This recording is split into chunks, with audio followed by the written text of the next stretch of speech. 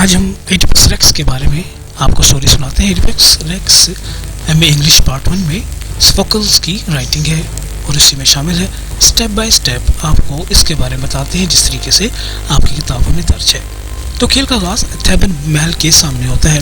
Oedipus تھیبن کا بادشاہ اپنے محل کے سامنے جمع ہونے والے لوگوں سے پوچھتا ہے کہ وہ کیوں چیخ پکار کر رہے ہیں. ان لوگوں کے ساتھ آیا ہوا ایک بزرگ پادری جواب دیتا ہے کہ وہ دیوتاؤں سے اس وبا کو ختم کرنے کی دعا کر رہے ہیں جس نے تھیبس کو گھیرے میں لیا ہوا ہے. اس وبا نے شہر کی فصلوں اور چراگاہوں کو تباہ و برباد کر دیا اور تمام تھیبس خواتین کو بانجھ یعنی بے اولاد بنا دیا ہے.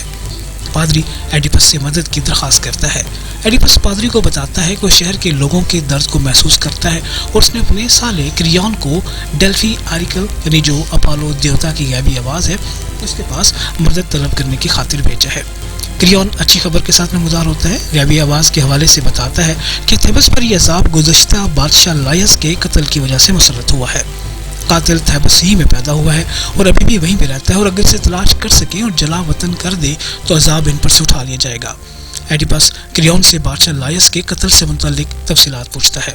کریون اسے بتاتا ہے کہ بادشاہ لائس کو اس وقت قتل کیا گیا تھا جب زیارت کی خاطر وہ تھیبس سے روانہ ہوا. محض ایک یعنی شاہد گواہ باقی بچا تھا جس کا کہنا تھا کہ بادشاہ کو ڈاکوؤں کے گروہ نے قتل کیا تھا. ایڈیپس اس سے پوچھتا ہے کہ اس معاملے کی پوری طرح سے چھان بین کیوں نہیں کی گئی اور کریون بتاتا ہے کہ شہر کی توجہ سفنکس کیا ہے. تصویر میں بھی آپ دیکھیں گے کہ ایک ایسا ایک عورت نما جانور تھا جو ہر کسی سے اس سوال پوچھتا تھا کہ وہ کون سا جانور ہے جس کی صبح کو 4 ٹانگیں، دوپہر کو 2 اور شام کو 3 ٹانگیں ہوتی ہیں. ایڈیپس نے اسے جواب دے دیا تھا اور اس طرح سے سفنکس نے خود کو بھی مار دیا تھا. اس طرف سے مسلط کردہ سوالات نے اس کو اپنی طرف کھینچا.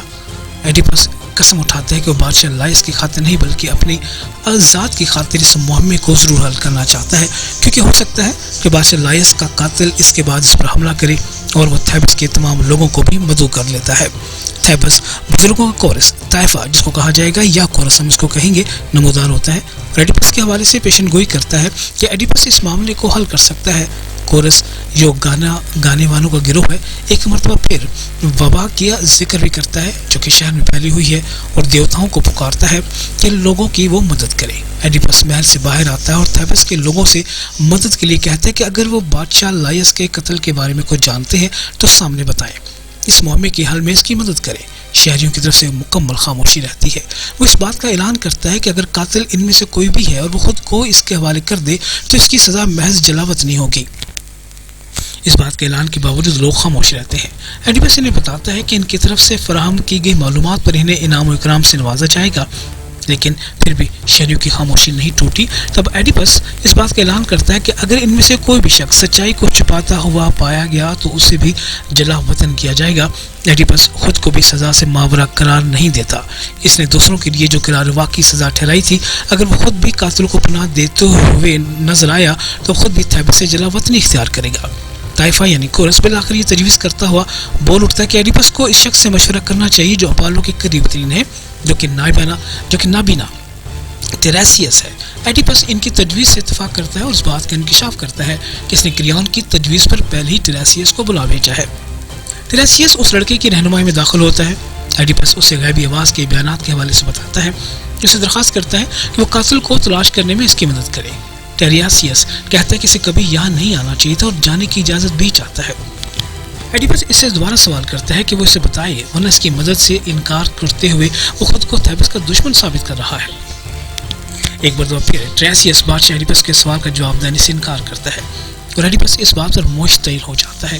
ٹیریسیس اس ایڈیپس سے کہتا ہے کہ وہ خود کو تھیبس کا دشمن ثابت کر رہا ہے. ایک مرتبہ پھر ٹیریسیس بادشاہ ایڈیپس کے سوال کا جواب دینے سے انکار کرتا ہے اور ایڈیپس اس بات پر مشتعل ہو جاتا ہے. ٹیریسیس ایڈیپس سے کہتا ہے کہ وہ دوسروں پر الزام لگانے سے قبل خود پر گہری نظر ڈالے. بالآخر ایڈیپس غصے میں اس بات کا اعلان کرتا ہے کہ ٹیریسیس کی خاموشی اس بات کی طرف نشاندہی کرتی ہے کہ وہ خود ہی بادشاہ لائس کا قاتل ہے. اس بات سے اکتا کر ٹیریسیس ایڈیپس کو بتاتا ہے کہ تم اس سرزمین پر گندگی پھیلانے کا باعث ہو.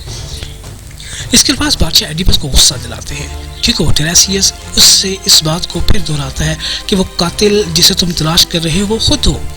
ایک مرتبہ پھر ایڈیپس اسے اکساتا ہے اور وضاحت سے بیان کرتا ہے کہ تم جسے محبت کرتے ہو اس کے ساتھ گناہ کی زندگی بسر کر رہے ہو اور اپنے دھورے پن کے ساتھ غفلت کی زندگی بسر کر رہے ہو۔ غضبناکی کے عالم میں ایڈیپس اب ٹیریسیس کو بے شرم، فاتر العقل، آنکھوں سے اندھا اور عقل سے عاری شخص کہنا شروع کر دیتا ہے۔ ایک مرتبہ پھر الزام لگاتا ہے کہ وہ کریون یعنی جو اس کا سالہ ہے، برادری لا ہے، اس کے ساتھ مل کر سازش کر رہا ہے۔ ایک مرتبہ پھر ٹریسیس سر اٹھا کر کہتا ہے کہ وہ ایڈیپس بذات خود تھیبس کا دشمن ہے۔ ٹریسیس اس کا مسلسل مذاق اڑاتے ہوئے ایڈیپس سے دغاباز کہہ کے پکارتا ہے۔ ماضی میں سفنکس کے سوال کا جواب دینے کے حوالے سے اپنی ذہانت پر شیخی بگاڑتا ہے۔ ایڈیپس کہتا ہے کہ اگر ٹریسیس اس گہری بصیرت کا حامل شخص ہے تو تب ماضی میں وہ سفنکس کی طرف سے مسلط کردہ سوال کا جواب کیوں نہ دے سکا۔ اس وقت محض ایڈیپس ہی اس قابل تھا کہ وہ اس سوال یا معاملے کو حل کر سکے۔ اس وقت کورس یعنی طائفہ ایڈیپس کو پرسکون کرنے کی کوشش کرتا ہوا آگے بڑھتا ہے۔ ٹریسیس اسے آخری مرتبہ یہ کہتا ہے کہ اسے سچائی دکھانے کی کوشش بھی کرتا ہے اور کہتا ہے کہ تم آنکھیں رکھتے ہو لیکن تم اپنی گندگی کو دیکھنے کے قابل نہیں، اور تم یہ نہیں دیکھ سکتے کہ تم کس کی محفل میں رہ رہے ہو، تم کس کے بیٹے ہو۔ میں تمہیں بتاتا ہوں کہ تم نے گناہ کا ارتکاب کیا ہے اور تم خود اسے اپنی سرزمین پر جان نہیں پائے۔ وہ ایڈیپس کے مستقبل کے بارے میں پیشن گوئی کرتا ہے کہ ایڈیپس دوسروں کی نسبت سب سے زیادہ قابل نفرت اور قابل حقارت شخص ثابت ہوگا۔ ایڈیپس اسے چلے جانے کا حکم دیتا ہے۔ ٹریسیس اس جاتے وقت اپنی پیشن گوئی کرتا ہے۔ ایڈیپس آنکھیں رکھنے کے باوجود اندھا ہے، اب وہ امیر ہے لیکن جلدی فقیر ہو جائے گا۔ اس کے ہاتھ میں چھڑی ہوگی اور راستہ ٹٹول کر آگے بڑھے گا۔ اسے اپنے وطن سے جلا وطن کر دیا جائے گا، اور وہ ان بچوں کا باپ ہے جن کا وہ بھائی ہے، اور اس عورت کا خامد ہے جس نے اسے جنم دیا اور اپنے باپ کا قاتل ہے۔ ایڈیپس اپنے محل میں واپس چلا جاتا ہے۔ کورس یعنی طائفہ گانے والوں کا جو گروہ ہے ان باتوں پہ غور فکر کرتا ہے جو ٹیریسیس نے کہی۔ انہیں سمجھ نہیں پاتا وہ کیا کہے۔ بادشاہ اس وقت معصوم ہے جب تک اس کا گناہ ثابت نہ ہو جائے، کیونکہ اس نے تھیبس کی بھلائی کے لیے بہت کچھ کیا ہے۔ کریون طائفے سے پوچھتا ہے کہ کیا جو کچھ اس نے سنا وہ درست ہے۔ ایڈیپس نے حقیقتاً اس پر کیا غداری کا الزام لگایا ہے۔ طائفہ اس کو پرسکون کرنے کی کوشش کرتے ہوئے کہتا ہے کہ ایڈیپس نے جب سب کچھ کہا تو اس وقت غصے میں تھا۔ ایڈیپس واپس آتا ہے، کریون کے خلاف اپنے الزامات کو دہراتا ہے۔ دونوں کے درمیان گرما گرمی ہو جاتی ہے۔ کریون اس کو دلیل دینے کی کوشش کرتا ہے کہ کیوں اپنی اچھی بھلی زندگی کو ترک کر کے غیر آرام دہ حکمرانی اور تاج حاصل کرنے کی کوشش کرے گا۔ وہ ایڈیپس کو کہتا ہے کہ اگر وہ چاہے تو ڈیلفی اور آریکل یعنی غیبی آواز سے اس پیغام کی تصدیق کر سکتا ہے جو کچھ اس نے کہا، اور اگر کریون کو قصوروار ثابت ہوتا ہے تو ایڈیپس اسے سزائے موت بھی دے دے۔ ایڈیپس اس کے ساتھ بحث و مباحثہ جاری رکھتا ہے اور بالآخر کریون اس پر الزام لگاتا ہے کہ وہ ناانصافی سے حکمرانی کر رہا ہے۔ جو کاسٹا کریون کی بہن اور ایڈیپس کی بیوی ملکہ داخل ہوتی ہے تو ہم لوگ اس کے دونوں کے درمیان ہونے والی بحث کا خلاصہ بتاتے ہیں۔ وہ ایڈیپس سے درخواست کرتی ہے کہ وہ کریون کی بات پر یقین کر رہے اور اس پر مہربانی کرے۔ کورس طائفہ بھی اس استعمال میں ملکہ کے ساتھ شامل ہو جاتا ہے اور ایڈیپس ہچکچاہٹ کے اندر کریون کو جانے دیتا ہے۔ جو کاسٹا ایڈیپس سے غصے کی وجہ دریافت کرتی ہے اور وہ اسے ٹیریسیس کی اس پیشن گوئی کے بارے میں بتاتا ہے۔ جو کاسٹا اسے بتاتے ہیں پرسکون کرنے کی کوشش کرتی ہے کہ کوئی بھی شخص مستقبل کے بارے میں نہیں جان سکتا، اس کے پاس اس بات کا ثبوت بھی ہے۔ وہ اس پیشن گوئی کے متعلق کہانی بتاتی ہے جو غیبی آواز نے بادشاہ لائس کے متعلق کبھی بتائی تھی۔ وہ اپنے بیٹوں کے ہاتھ قتل ہوگا، لیکن ایسا کبھی بھی رونما نہیں ہوا، بلکہ بادشاہ لائس ڈاکوں کے ہاتھوں ایسی جگہ قتل ہوا جہاں 3 سڑکوں کا مقام اتصال تھا، یعنی 3 سڑکیں ملتی تھیں۔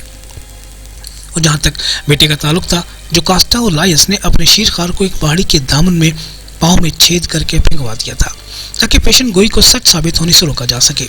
اور اگر بادشاہ لائس کے متعلق پیشن گوئی سچ ثابت نہ ہوئی تو بادشاہ ایڈیپس کے متعلق پیشن گوئی کیسے سچ ثابت ہوگی؟ لیکن 3 سڑکوں کے مقام ملاقات کا ذکر بادشاہ ایڈیپس کو اذیت میں مبتلا کرتا ہے، جو اس کے ذہن میں اس قتل کی یاد تازہ ہو جاتی ہے جس نے سالوں قبل اس جگہ کیا تھا۔ وہ جو کاسٹا سے پوچھتا ہے کہ لائس ظاہری شکل و صورت میں کیسا دکھائی دیتا تھا، اور اس کی طرف سے بتائی گئی ظاہری حالت میں اس کی یاد سے مماثلت رکھتی ہے۔ اور وہ جو کاسٹا سے سوال کرتا ہے کہ بادشاہ لائس کے ساتھ کتنے لوگ تھے، اور وہ بتاتی ہے کہ اس کے ساتھ 5 آدمی تھے جب اسے قتل کیا گیا۔ وہ عینی شاہدوں کے بارے میں بھی سوالات کرتا ہے، اور جو کاسٹا بتاتی ہے کہ ان میں سے ایک شخص بچا تھا اور وہ بھی اس وقت ملک چھوڑ کے چلا گیا جب ایڈیپس تھیبس کا حکمران بنا تھا۔ ایڈیپس اس عینی شاہد کو بلا بھیجتا ہے، اور جب اس کے پہنچنے کا انتظار کر رہے ہوتے ہیں تو ایڈیپس جو کاسٹا کو اپنی جوانی کے حوالے سے کچھ باتوں کا ذکر کرتا ہے کہ اس کے والدین کا تعلق کورنتھ سے تھا، اس کے باپ کا نام پولیبس تھا اور ماں کا نام میروپ تھا۔ ایک روز نشے میں مخمور ایک شخص نے ایڈیپس کو بتایا کہ وہ اپنے باپ کا بیٹا نہیں ہے۔ اس بات سے پریشان ہو کر ایڈیپس نے اپنے والدین سے سچائی پوچھی، لیکن انہوں نے بات کو ٹال دیا۔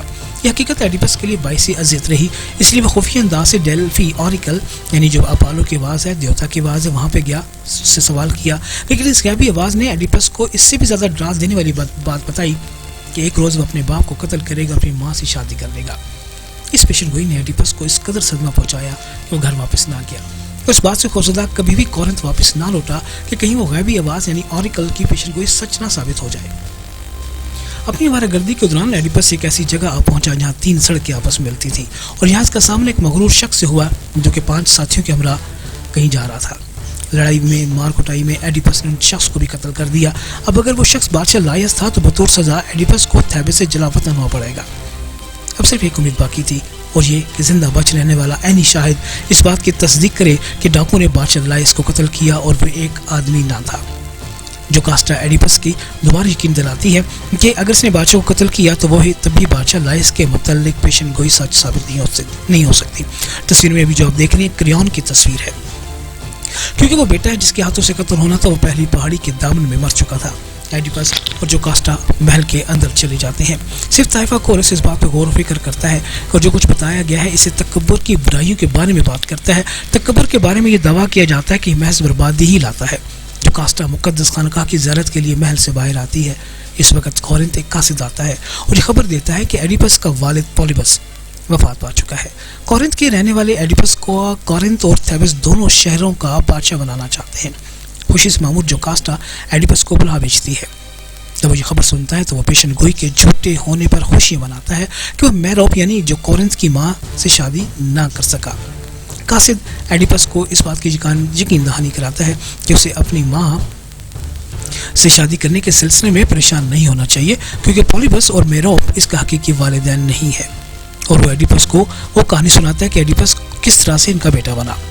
قاصد بتاتا ہے کہ لمبا عرصہ قبل وہ ایک پہاڑی پر بکریاں چلایا کرتا تھا، ایک اجنبی نے اسے ایک شیرخوار بچہ دیا جسے موت سے بچا کر لایا تھا۔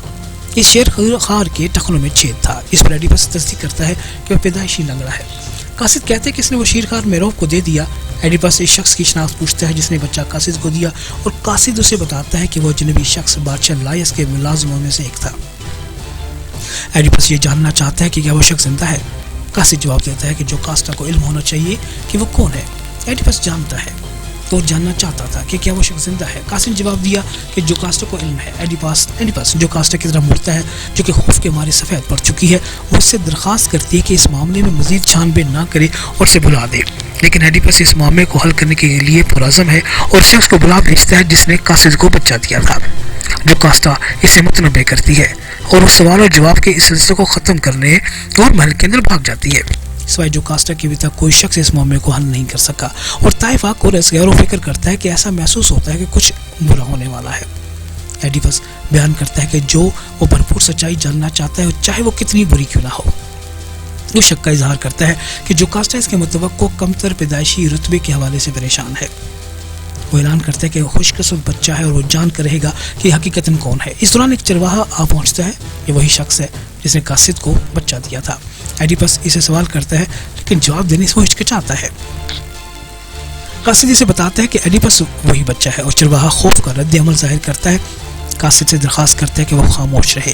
ایڈیپس جسمانی تشدد سے اسے ڈراتا دھمکاتا ہے، اور بالآخر وہ شخص اعتراف کر لیتا ہے کہ وہ بچہ بادشاہ لائس کا ہی بیٹا تھا، اور جو کاسٹا نے اسے پہاڑ کے دامن میں چھوڑ دینے کے لیے دیا تھا تاکہ پیشن گوئی پوری نہ ہو سکے۔ ایڈیپس سوال کرتا ہے کہ پیشن گوئی اس کے اپنے باپ کو قتل کرنے سے متعلق تھی۔ چرواہا جواب ہاں میں دیتا ہے۔ چرواہا کہتا ہے کہ وہ اس شیرخوار کو ہلاک کرنے کا حوصلہ اس میں پیدا نہ تھا، اس لیے اسے مارنے کی بجائے اس نے اس قاصد کو دے دیا۔ بالآخر ایڈیپس سچائی کو جان لیتا ہے اور چلتا ہوا محل کے اندر بھاگ جاتا ہے۔ قاصد اور چرواہا واپس روانہ ہو جاتے ہیں۔ کورس طائفہ خوشیوں کی عارضی فطرت اور تکبر کی حقیقت پر غور و فکر کرتا ہے۔ کوئی بھی شخص قسمت سے بھاگ نہیں سکتا۔ محل سے قاصد دہشتناک خبر لے کر داخل ہوتا ہے۔ جب جو کاسٹا محل کے اندر داخل ہوئی، وہ سیدھی اپنے سونے کے کمرے میں گئی اور دروازہ زور سے بند کر لیا، اور اس نے اپنی انگلیوں سے اپنے بال نوچ ڈالے۔ تب وہ بادشاہ لائس کو پکارتی رہی اور اپنے بیٹے یا خاوند کی علمی بے ماتم کرتی رہی۔ ایڈیپس تلوار کے لیے پکارتا ہوا محل کے اندر داخل ہوا اور اپنی بیوی کی تلاش میں لگ گیا، لیکن کسی نوکر نے اس کو سوال کا اس وقت بھی جواب نہ دیا. وہ خود بخود جان گیا وہ کہاں ہو سکتی ہے. اس نے دروازے سے ٹکرا کر خود کو زخمی کر لیا, لیکن جب ایڈیپس لڑکھڑاتا ہوا وہاں پہنچا تو اس نے جوکاسٹا کو لٹکتا ہوا پایا. آہو بکا کرتے ہوئے اس نے اسے کھولا اور اسے زمین پر لٹا دیا. جب اس نے سونے کے بنے ہوئے بروچز کو کھولا جس سے جوکاسٹا نے اپنے گاؤن باندھ رکھا تھا, اور اپنے بازو کو پوری طرح پھیلا کر اس نے ان بروچز کو اپنی آنکھوں میں گھونپ ڈالا. بار بار اس نے بروچز سے اپنی آنکھوں کو نوچا یہاں تک خون کے گالوں پر ٹپکنے لگا. تب وہ چیخنے لگا, کوئی شخص محل کے دروازے کھول دے تاکہ تمام تھیبس دیکھ سکے کہ بادشاہ لائس کا یہ وہ قاتل ہے. وہ قسم کھاتا ہے کہ اپنے ملک کو اس افرید سے نجات دلانے کے لیے اپنا ملک سے دور چلا جائے گا. محل کے دروازے کھلتے ہیں. ایڈیپس لڑکھڑاتا ہوا باہر آتا ہے. کورس طائفہ اس منظر کو دیکھ کر اذیت سے چلاتا ہے, اپنی آنکھوں کو ڈھانپ لیتا ہے. ایڈیپس ایسی آواز میں شہر بھر میں چلاتا ہے کہ جو بامشکل اس کو اپنی محسوس ہوتی ہے. طائفہ چلاتا ہے کہ ایڈیپس بولنے کے قابل نہیں ہے اور اس کی آنکھیں دیکھ نہیں سکتی, اور جسمانی اور روحانی دونوں طرح کی اذیت اس نے اٹھائی ہے. ایڈیپس کسی کو اپنا رہنما بننے کے لیے پکارتا ہے. طائفہ جو کورس ہے اسے پوچھتا ہے کہ اس نے خود کو کیوں اذیت دی. ایڈیپس جواب دیتا ہے کہ وہ مزید آنکھیں نہیں رکھنا چاہتا کیونکہ اس کے سامنے دیکھنے کو بدصورتی کے سوا کچھ نہیں, بلکہ وہ کورس سے استدعا کرتا ہے کہ وہ اسے تھیبس سے باہر کی طرف رہنمائی کرے, اور اس چرواہے پہ بھی لعنت بھیجتا ہے جس نے اس کی زندگی بچائی جب وہ بچہ تھا. طائفہ اسے بتاتا ہے کہ موت اس زندے پن سے واضح طور پر بہتر ہے. اس پر ایڈیپس جواب دیتا ہے کہ موت کی صورت میں وہ زیر زمین قبر میں اپنے والدین کا سامنا نہیں کرنا چاہتا, اور اس کی خواہش ہے کہ وہ کانوں سے بھی اپنے آپ کو بہرا کر لے. وہ طائفہ درخواست کرتا ہے کہ اسے انسانی نظر سے دور لے جائے. کریون داخل ہوتا ہے اور ایڈیپس سے بھی درخواست کرتا ہے کہ اسے شہر سے باہر نکال دے. کریون کہتا ہے کہ اسے اپالو کی طرف سے ہدایات کا انتظار کرنا چاہیے. ایڈیپس بحث کرتا ہے کہ اپالو کی ہدایت واضح تھی کہ قاتل کو شہر کو چھوڑ دینا چاہیے. ایڈیپس کو کریون سے درخواست بھی کرتا ہے کہ وہ جوکاسٹا کی تدفین کا مناسب انتظام کرے اور اس کو اپنی بیٹیوں کی دیکھ بھال کرے, لیکن جانے سے قبل وہ درخواست کرتا ہے کہ اپنی بیٹیوں سے ایک مرتبہ ملاقات کرنا چاہتا ہے. اس کی بیٹیاں اینٹیگون اور ایسینین کو اندر لایا جاتا ہے, اور ایڈیپس اپنے ہاتھوں سے اپنی بیٹیوں کو پیار کرتا ہے جن کا وہ باپ بھی ہے اور بھائی بھی ہے. وہ اس حقیقت کا احساس کر کے روتا ہے کہ وہ کبھی بھی اس المناک خاندانی تاریخ کے ساتھ خاوند تلاش کرنے کی اہل نہیں ہو سکیں گی. کریون کے وعدے کے ساتھ کہ اپالو کی طرف سے ہدایات ملنے کے ساتھ ہی وہ اسے تھیبس سے دور لے جائے گا, ایڈیپس اور اس کا خاندان دوبارہ محل میں داخل ہوتے ہیں. اسٹیج پر تنہا کورس سامعین سے ایڈیپس کی کہانی یاد کرنے کو کہتا ہے کہ ایڈیپس عظیم ترین انسان میں سے تھا. وہ واحد شخص تھا جو مشکل ترین معمے تنہا حل کر لیتا تھا. اس کی خوشحالی کی وجہ سے اس کے ساتھی اس پر رشک کرتے تھے, لیکن اب اس کے ساتھ بدترین بدقسمتی واقع ہوئی ہے. کورس سامعین کو انتباہ کرتا ہے کہ فانی انسانوں کو ہمیشہ اپنے اختتام پر نظر رکھنی چاہیے اور کبھی یہ فرض نہیں کرنا چاہیے کہ وہ خوش ہیں یہاں تک کہ وہ خوش وفات نہ پا جائے. تو یہ سامعین سٹوری تھی ایڈیپس ریکس کی, آپ کو ضرور سمجھ آئی ہوگی. ہمارے چینل کو لائک بھی کریں, سبسکرائب کریں, اور اس کے ساتھ ساتھ مزید جو ایم اے انگلش پارٹ 1 کی سٹوریز ہیں وہ بھی آپ ضرور دیکھیں. اللہ حافظ.